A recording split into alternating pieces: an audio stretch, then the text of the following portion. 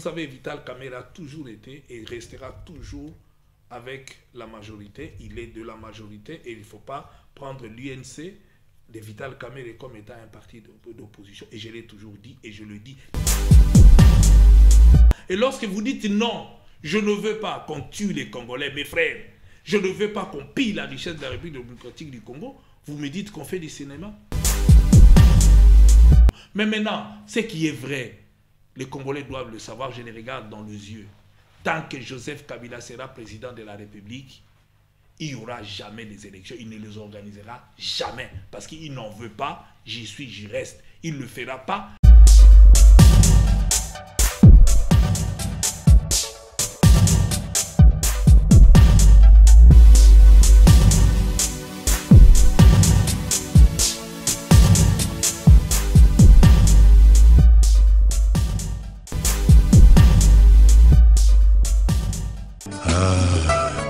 Number one.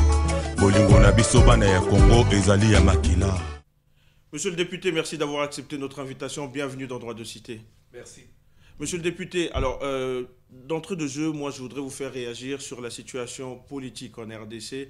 On a vu ces derniers jours, c'est-à-dire le 19 et le 20 septembre, des événements qui ont été, qui rentrent en tout cas dans l'histoire triste du Congo. Est-ce que vous pouvez nous dire un mot sur ces événements du 19 et du 20 septembre 2016? Il n'y a pas de mots pour décrire ces événements. C'est affreux, on ne peut que regretter pour qu'on en arrive là. Nous avons en face de nous un pouvoir qui pense que c'est en tuant qui pourra rester. C'est en faisant souffrir le peuple congolais qui vont, je ne sais pas, avoir, je ne sais pas quoi, mais c'est déplorable, c'est regrettable. Je pense que le monde entier a condamné cela. Et nous n'arrêterons pas de le condamner. Alors, vous condamnez cela, mais est-ce que vous comprenez, lorsqu'on voit aujourd'hui des manifestants aller brûler des édifices de partis politiques ou même des écoles appartenant à des privés, est-ce que vous comprenez aujourd'hui qu'il y ait des policiers qui tirent à balles réelles sur des manifestants ou des manifestants répondre également à des policiers avec des armes à feu? Ce qu'on ne comprend pas, c'est un pouvoir qui veut empêcher la population de s'exprimer. Voilà une manifestation autorisée et voilà un pouvoir aux abois qui commence à tuer, à assassiner, à brûler. C'est quand même malheureux.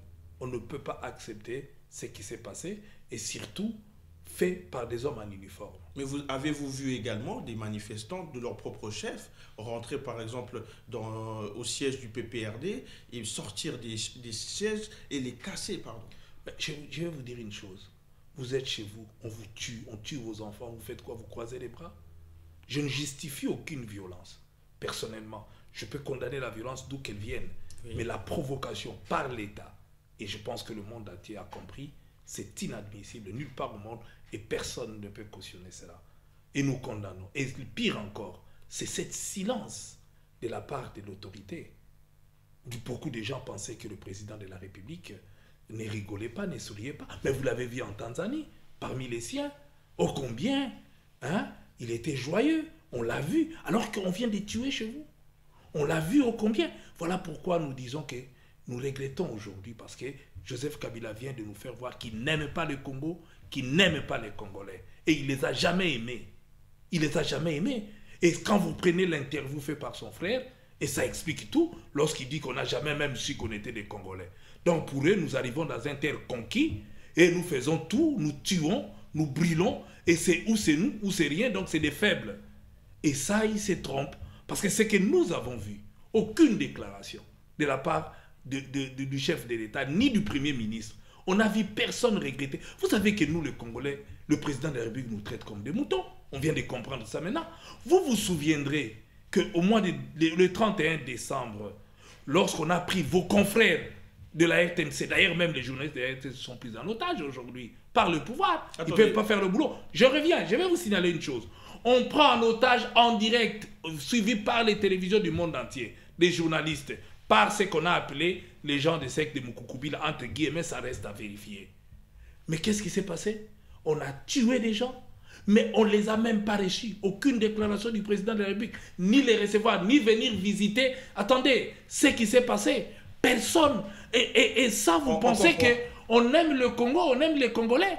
Dites-moi, je vais citer. On a vu le chef de l'État en Tanzanie, comment il était, très bien, joyeux. À aucun moment on l'a vu comme ça au Congo. C'est-à-dire qu'il ne nous aime pas, il n'aime pas le pays non plus, puisque dans toutes les catastrophes que nous avons connues, je vais en arriver, on ne l'a jamais vu. On l'a vu au deuil de Taboulé, on le voit au deuil de Papa Wemba pour se faire un bain de foule, mais lorsque les Congolais lambda est touché, on ne le voit pas, on ne le sent pas. Monsieur Kalombo, le grand problème avec vos propos, c'est qu'on a déjà eu à faire des émissions, et je vous l'ai déjà dit. Le grand problème aujourd'hui, c'est que vous, M. Kalombo, vous êtes celui qui a permis au président Joseph Kabila de s'établir pour de longues années en RDC. Vous avez été un de ses ambassadeurs pour communiquer et vendre l'image d'un président jeune, cool. Alors, comment expliquez-vous qu'aujourd'hui, on puisse vous croire lorsque vous vous étonnez de découvrir une autre personnalité de Joseph Kabila? Mais je suis étonné comme des millions de Congolais. C'est pas vrai. Non, vous avez fréquenté Joseph Kabila. Vous étiez un de ses collaborateurs. Est-ce que je peux terminer? Je ne le nie pas. Nous sommes donc désolés. Donc vous ne pouvez pas découvrir. Mais non, mais attendez. Nous sommes désolés comme des millions d'autres Congolais. Et moi, j'ai ces privilèges-là de lui avoir eu. J'ai eu la chance de parler avec le président de la République. J'ai eu la chance avant tout le monde de dire que ça, cette dérive totalitaire, ça ne passera pas avec moi. S'ils veulent le faire, ça sera sans moi. Et vous le savez. Lorsqu'il veut modifier la Constitution, j'étais à Kinshasa, je l'ai dénoncé en étant à Kinshasa. La loi électorale, je l'ai dénoncé en étant à Kinshasa. Donc je dis bien que, certes, je n'ai pas ce monopole, mais lorsqu'en son temps, nous avons dit que le président de la République fait tous ses manœuvres pour s'éterniser au pouvoir, on nous a traité que c'était un procès d'intention. Voilà pourquoi les G7 ont été chassés de la majorité. Voilà pourquoi tous les autres, alors qu'ils ont sonné cette sonnette d'alarme, on n'a pas cru. Voilà pourquoi aujourd'hui, on nous donne raison. Le mal, c'est quoi? C'est les gens qui pensent qu'on peut continuer. Mais aujourd'hui, nous constatons une chose. Peut-être qu'on n'a pas constaté. On nous a donné l'habitude de croire que non, le chef ne rigole pas, il ne fait jamais rien. Mais lorsqu'on voit l'image de Joseph Kabila, nous comprenons la Tanzanie, on est toujours du pays de son enfance. Joseph Kabila a grandi en Tanzanie et c'est là où il a fait toute sa vie, c'est là où il peut se sentir bien. Ben écoute, il nous a prouvé aujourd'hui que les Congolais peuvent mourir, je n'ai rien à voir, je ne peux que rigoler avec le mien, je ne peux qu'être bien avec le mien. Les images sont là, les images ne trompent pas. Mais nous disons qu'aujourd'hui, quand on veut tuer les Congolais, on a assez tué. Le sang des Congolais ont coulé, il faut que le président de la République comprenne une chose. Les Congolais que lui n'aime pas là, le Congo que lui n'aime pas, ils lui ont donné la possibilité de les gérer et de gérer la République démocratique du Congo. Mais le 20 décembre, qu'il arrête, il plie ses bagages, il laisse que quelqu'un d'autre puisse diriger. Parce que ça, c'est le pacte que nous nous sommes convenus. Alors, on va y arriver, mais aujourd'hui, avant d'arriver au 20 décembre 2016, il y a tout de même ce qu'on peut appeler le dialogue, ce qu'on appelle d'ailleurs le dialogue national qui a lieu actuellement à Kinshasa, à la cité de l'OUA. Comment analysez-vous ces 3 semaines de dialogue entre la majorité et l'opposition qui ont accepté de se retrouver autour de la table et débattre de la situation du Congo? Non, vous n'avez pas la majorité et l'opposition.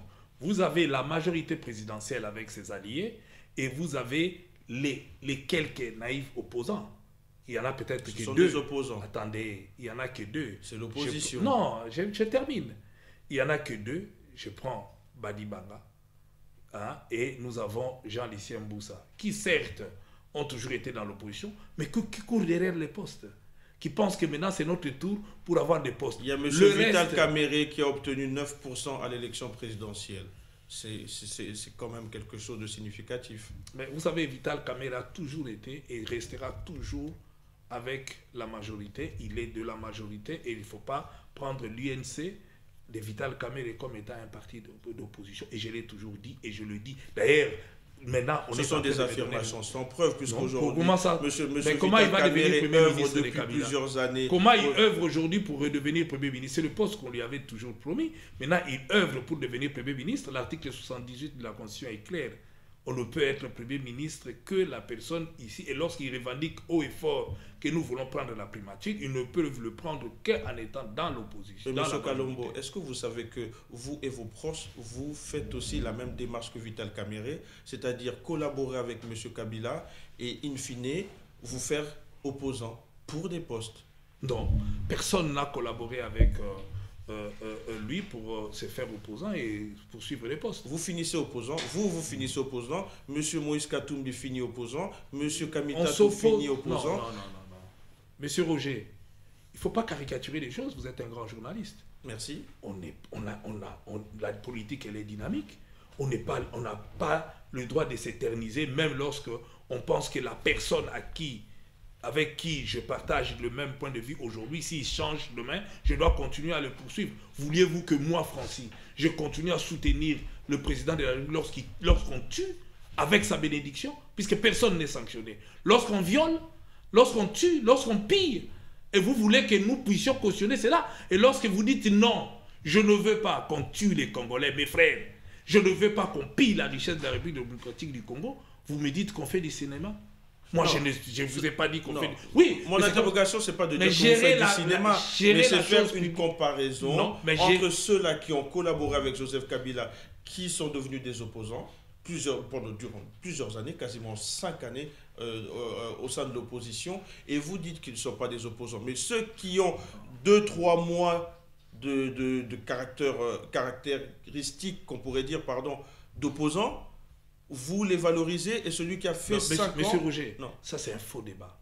Je vous dis que c'est un faux débat, on ne peut même pas perdre le minute là-dessus. Je vous informe que lorsque moi j'ai dit, c'est parce que j'avais des preuves. J'ai posé la question à M. Kamerhe. La veille du jour où il s'est prononcé qu'il a créé la sortie de l'UNC, il était où?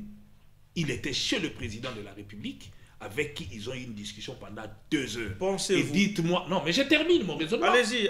C'est pour vous dire que ne perdons pas le temps, ne nous attardons pas sur ça. J'ai dit et je continue à le dire. Et maintenant, aujourd'hui, le temps m'a donné raison. Donc, ce n'est même pas la peine. Alors, on va perdre avançons alors. Pensez-vous Pensez-vous aujourd'hui, M. Francis Kalombo, que le dialogue national actuel pourra sortir le Congo de la crise politique qu'il connaît aujourd'hui? Je pense que les dialogues, ou on peut appeler ça concertation bis, c'est-à-dire Kabila et les siens, et tous ceux qui ont accepté que Kabila puisse glisser, qu'on lui donne encore 2 ou 3 ou 4 ans de la présidence, se sont réunis pour cet objectif. Mais l'avantage qu'il y a, c'est quoi? Le peuple ne veut pas de ça.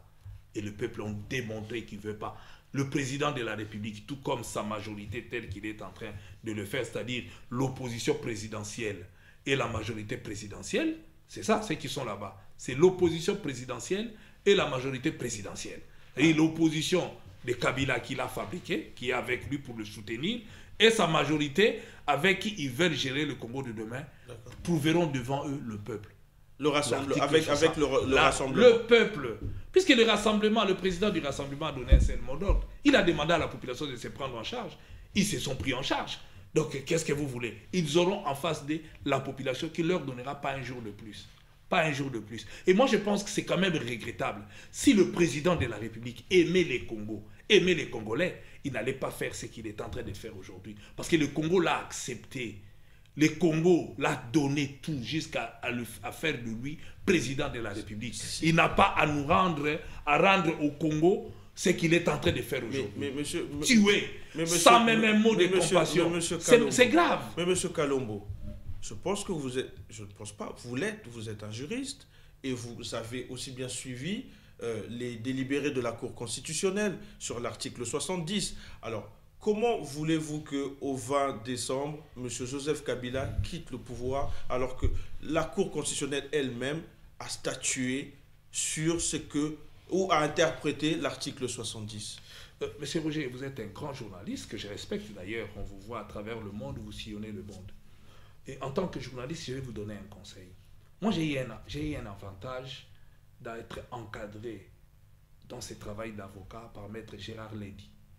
Maître Gérard nous disait toujours que lorsque vous avez un adversaire, il vous dit des choses devant la barre, sans vous présenter les pièces, sans que vous puissiez les lire, il ne faut pas le croire. Il faut commencer par vous documenter, lire d'abord la pièce qu'il a déposée sur le banc. Et voilà pourquoi je vous dis ceci. Je vous mets à défi. Ne dites pas, ne répète pas ce que la majorité dit. Il veut embobiner la population. Non, c'est pas ce que la majorité dit. J'en arrive. C'est ce que la Cour constitutionnelle dit. Laissez-moi citer. Vous dites ce que la Cour constitutionnelle dit. Moi, je suis un juriste. La Cour constitutionnelle parle à travers un document. Qui est son arrêt? Avez-vous lu cet arrêt? C'est ça le vrai problème que j'allais vous dire. Lorsqu'on vous donne quelque chose, il faut le lire. Je vous mets à défi, vous et les gens de la majorité. Prenons l'arrêt de la Cour constitutionnelle. Montrez-moi une seule phrase où les sages ont dit que Kabila va rester au pouvoir jusqu'à l'éternité. Une seule phrase. Attendez, je vais en arriver. Si tel était le cas, parce qu'ils ont compris eux-mêmes que la Cour n'a donné aucun jour de plus. La Cour s'est comportée, je vais vous expliquer pour que ceux qui nous suivent non, aussi... parce qu'on risque d'être pris par le temps. Non, dans 2 minutes, je vais me résumer. La Cour s'est comportée comme si les élections devaient avoir lieu dans le temps normal. Et lorsque la Cour parle de la continuité de l'État, c'est-à-dire lorsqu'un président est élu, il est proclamé président de la République, il n'entre en fonction que 10 jours après. Et pendant ces 10 jours-là, qui gère le pays, voilà pourquoi on dit que le président en fonction reste juste, on ne dit pas jusqu'à l'élection. Jusqu'à l'installation. L'installation, voilà. Donc jusqu'à l'installation, et vous manipulez bien la langue de Molière. C'est gentil. Donc je ne vais pas vous renvoyer à Maurice Grévis, non, ça va aller. Ni au livre que nous, on a eu la chance de lire au gré des vagues. Ça va aller. Et je vous dis, attendez, je termine. Permettez-moi de poser une question parce qu'on va être pris par le temps. Je dois citer. Jusqu'à l'installation, et on continue plus loin pour dire du nouveau président élu, c'est-à-dire un monsieur qui est connu. Oui. Et c'est comme ça qu'on dit du nouveau. On ne dit pas des nouveaux présidents à élire. Non, attendez. On est d'accord. Mais bon, puisque vous êtes d'accord avec moi, la Cour a pris la disposition constitutionnelle. Regardez par rapport à la question posée par la majorité, même ceux qui ont déposé la requête, ils ont demandé au cas où il n'y aurait pas élection. La Cour n'a jamais répondu et la Cour s'est comportée. Voilà pourquoi, pour encore étayer ce que je vous dis, voilà pourquoi, pour que Joseph Kabila reste, il a besoin d'un dialogue. Il demande au dialogue qu'on lui reste. Deuxième élément. Voilà pour. Deuxième élément. Roger, laissez-moi terminer. Allez-y. Deuxième élément. La CNI, après avoir violé l'article 73, qui lui obligeait d'appeler les électeurs, il a saisi la Cour constitutionnelle. Mais s'ils avaient déjà la bénédiction, même s'il n'y a pas élection, pourquoi aller saisir encore la Cour constitutionnelle? Pourquoi demander au dialogue? Il faut qu'on aille au dialogue pour que je reste. Il demande maintenant aux gens qui sont réunis au Kanchachi de lui donner encore un 3e mandat. Non, le peuple n'en veut pas. La Cour constitutionnelle n'a pas donné un jour de plus. Lisez. Je vous renvoie à la page 7. Est-ce que je peux Kabila, une seule phrase à la page 7, lisez à la page 7, lisez à la page 7, la Cour est en train de motiver pour même évoquer le fait que le mandat de Kabila est limité à 2, il ne peut pas aller au-delà. La Cour s'est prononcée dans ce sens. Monsieur Kalombo, vous parlez du désir du peuple congolais. Est-ce que le peuple congolais ne souhaite pas tout simplement l'organisation d'une élection? Et aujourd'hui, la CENI, avec son président Corneille Nangaa, parle, lui, d'une possibilité d'organiser des élections d'ici novembre 2018. Est-ce que c'est parce que le peuple congolais veut aujourd'hui? Ok, parce que je suis respectueux de la population et de la constitution qu'ils ont adoptée à 85%. Je vais vous dire une chose. La population a obligé Corneille Nangaa de proclamer, d'appeler les électeurs 3 mois avant la fin. Il ne l'a pas fait. Il a violé l'article 73 de la Constitution. Il ne peut plus parler au nom de la CNI. C'est un monsieur qui a trahi et qui ne peut plus parler au nom de la CNI. Il doit démissionner. D'ailleurs, tout ce que raconte Nangaa, on ne peut plus en tenir compte. Deuxième élément, le même Corneille Nangaa, devant la représentation nationale, en tant qu'expert, il était encore secrétaire général de la CNI. Il ne faut pas oublier, vous êtes journaliste, vous devez avoir des banques de données. Il a dit qu'en déant 4 mois, on peut organiser les élections. En tant que technicien, il est venu présenter ça au Sénat. Le même Corneille Nangaa, chez votre confrère Top Congo, je le cite, qu'est-ce qu'il a dit? 16 mois. Il est venu devant au Kanchachi. Il a parlé de 16 mois avec tous les experts. Il pensait que 16 mois, on n'allait pas arriver. Mais d'où il tire 504 jours? Est-ce que vous ne voyez pas que c'est de l'aventure? Je vais vous dire une chose. Vous avez vu comment il a articulé? Non. Vous avez suivi comment il a articulé? Est-ce que je peux citer la même personne qui a articulé à 16 mois, la même personne qui a articulé à 4 mois. Il ne faut pas oublier que Corneille Nangaa est dans la boîte depuis des années, depuis le début. Donc, lui qui a organisé les élections en déant 6 mois, lui qui a organisé avec le pasteur Mulunda pendant 6 mois, il ne peut pas nous dire maintenant il faut 4, 5, 6 jours. Mais maintenant, ce qui est vrai, les Congolais doivent le savoir, je les regarde dans les yeux. Tant que Joseph Kabila sera président de la République, il n'y aura jamais des élections, il ne les organisera jamais, parce qu'il n'en veut pas, j'y suis, j'y reste, il ne le fera pas, et Corneille Nangaa, tant qu'il sera à la tête, il n'organisera aucune élection, il va vous amener, parce que même quand il parle de 504 jours, il vous donne des préalables, le moyen, et vous savez que, prenons l'exemple simplement de cette année, nous avons voté 500 millions pour la CNI, jusqu'aujourd'hui ils ont reçu combien? Nous sommes presque à la... Attendez, nous sommes presque à la fin de l'année. Vous savez, la CNI n'a reçu que 60 millions. Je termine. Je peux chuter pour que les gens nous comprennent. Pourquoi Corneille Nangaa veut se jouer des Congolais? La CNI n'a reçu à peu près que 60 millions, je crois. Ils n'ont même pas arrivé à 100 millions depuis qu'ils ont décidé de lui payer. Donc c'est pour vous dire que le gouvernement ne va pas donner de moyens. Le Parlement, où ils ne vont pas voter les lois pour lui permettre de faire ces élections. Donc, il n'y aura jamais élection. Il faudrait que la population, telle que l'a dit le président du rassemblement, se prenne en charge. Et heureusement, notre constitution a une bombe atomique.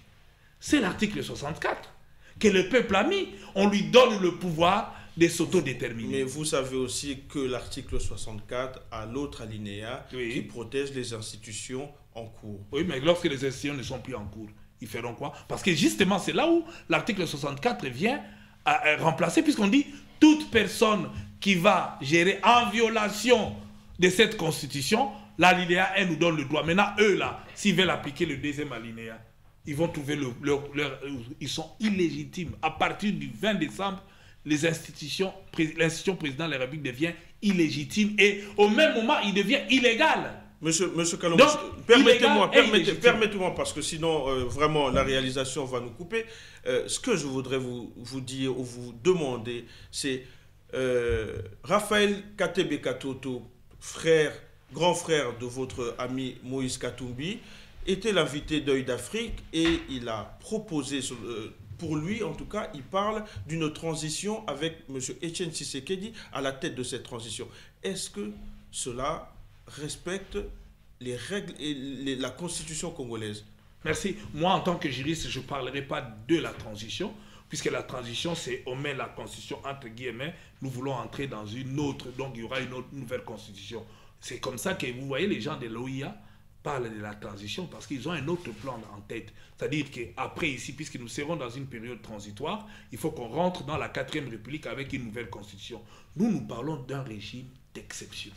C'est-à-dire, on est toujours dans la Constitution, puisque toutes les institutions, à partir du 20, dès que nous allons avancer, à partir du 20, l'institution présidente de la République devient illégale et illégitime.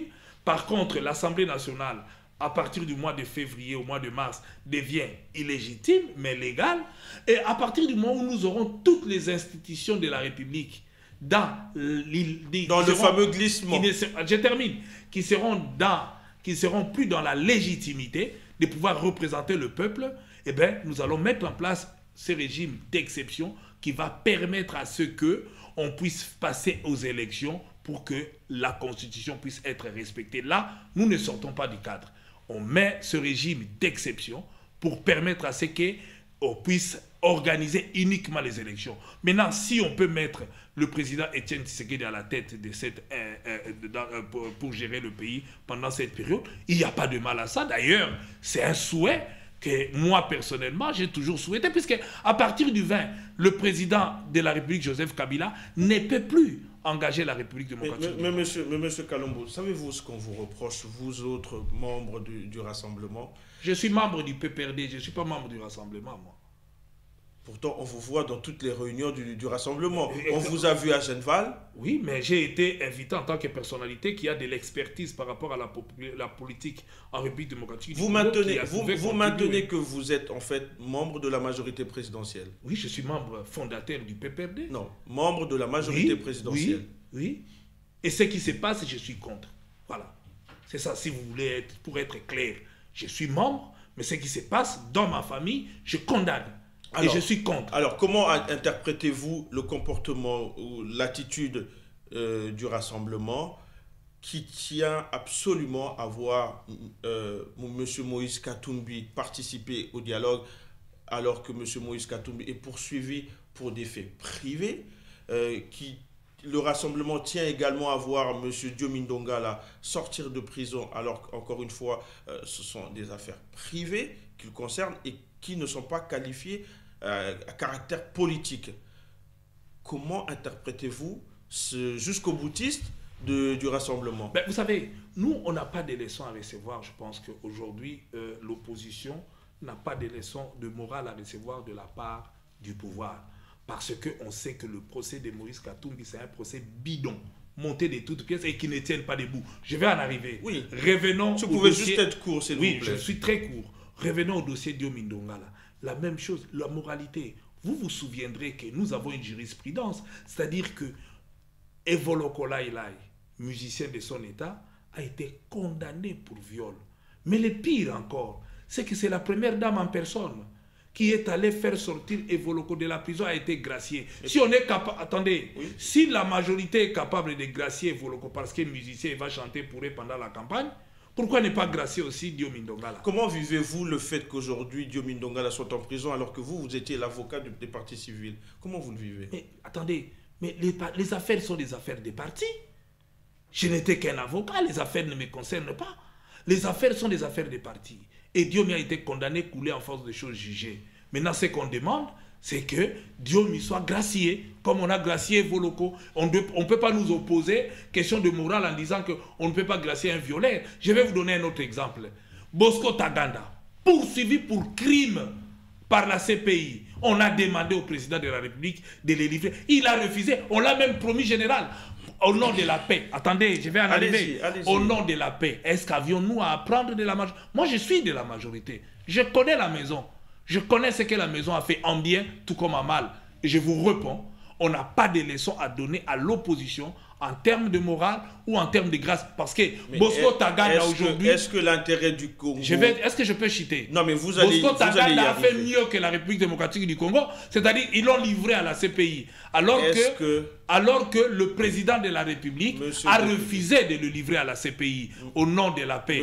Et pourquoi on ne peut pas faire ces mêmes accords à ce qui concerne Diomi Ndongala? Monsieur le député, est-ce qu'aujourd'hui, les intérêts de la nation congolaise ne doivent pas être mis au-dessus des personnes comme Moïse Katumbi ou Diomi Ndongala?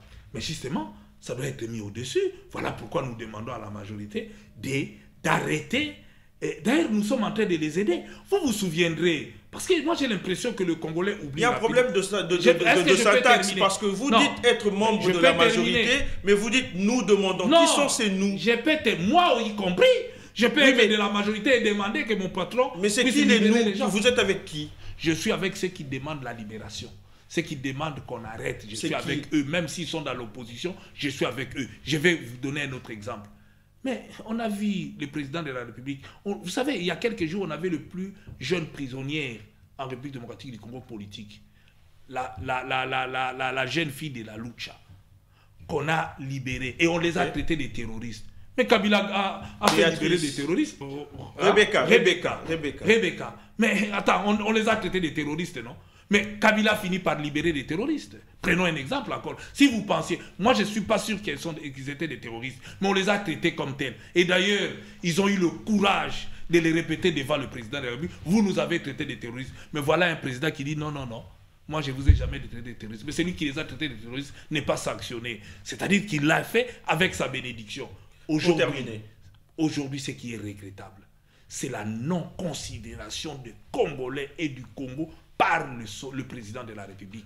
Et ça, c'est vraiment quelque chose qui est incompréhensible. Mais monsieur le député, est-ce que ce qui est regrettable ne serait pas plutôt de voir qu'aujourd'hui, vous, acteurs politiques congolais, vous êtes incapables de résoudre les problèmes du Congo et on se doit, après Sun City, après Arusha, d'aller demain à Luanda pour trouver des solutions sur les affaires congolaises? Est-ce que vous croyez qu'on est incapable?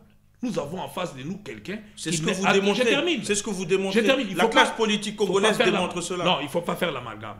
Vous avez en face de vous quelqu'un qui n'aime pas le Congo, qui n'aime pas les Congolais. On a compris. D'ailleurs. Mais je termine alors. Si vous avez compris, qui lui veut faire tuer des Congolais, qui dit j'y suis, j'y reste.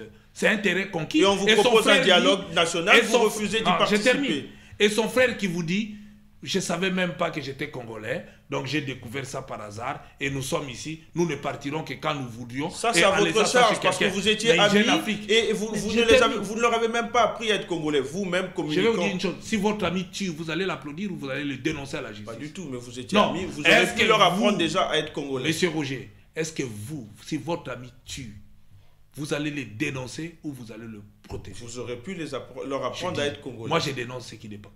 Faire quoi? Leur apprendre à être congolais. Mais Puisqu'ils si- ne si- savaient pas mais qu'ils si- étaient congolais. mais si- Ils si- sont arrivés si- et ils étaient, mais ce n'est pas vos moi. amis. Vous savez, on est toujours du pays de son enfance. Il l'a démontré lorsqu'il est allé en Tanzanie. Mais Vous essayez l'avez de, vu. essayez Mais- de me répondre. mais Puisque là- ça, vous avez déjà dit. Essayez de nous répondre. Est-ce qu'aujourd'hui, la difficulté pour vous, politiciens congolais, c'est de voir plutôt les choses aussi importantes être traitées en dehors du Congo? Non, il ne faut pas amalgamer les choses.